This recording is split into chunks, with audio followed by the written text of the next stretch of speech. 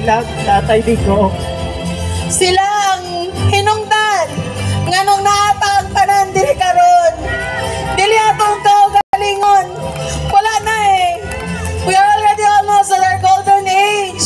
Para sa ilaha ang ato ang ginapaglaban.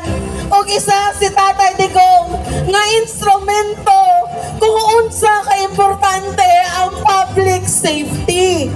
Dili para sa tuwa, para sa tuwang mga anak. Basi, tanong na mo niya, dili na mo ni sila gisugo mo saka. Itagaan lang na mo sila tsansa mo saka sa stage. And we need to protect our children today because they are our pillars of tomorrow. I-shout na to para sa Pilipinas!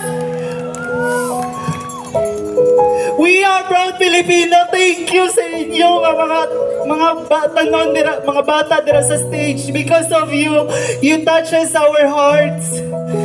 Kani nga inyo nga gibuhat kapag saka sa tablado, dako na kayo ni nga bayad sa amoa as volunteers.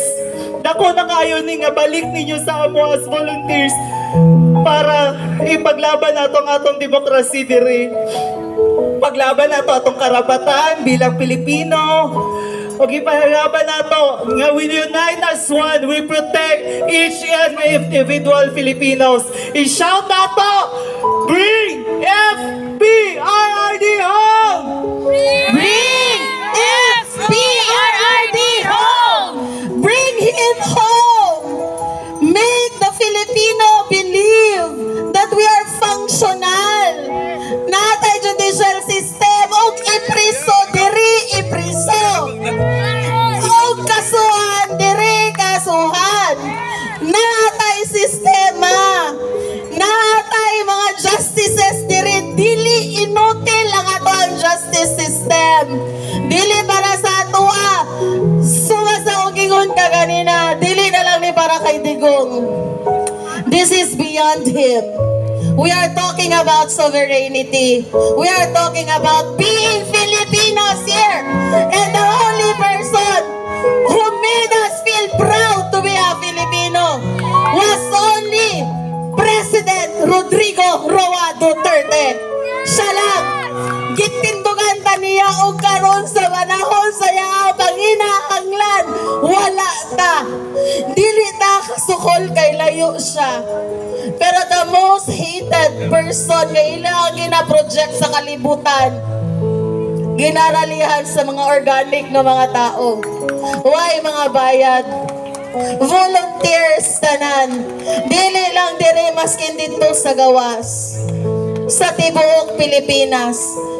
Og ang gobyerno karon murag nakalimot sila that the welfare of the people is the supreme law.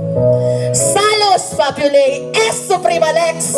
Nakalimot sila nga ang tingog sa katawhan mao ang pinakakusgan. Dili ta mag-people power, dili ta magubot. Ang atoa lang madunggan ta nila.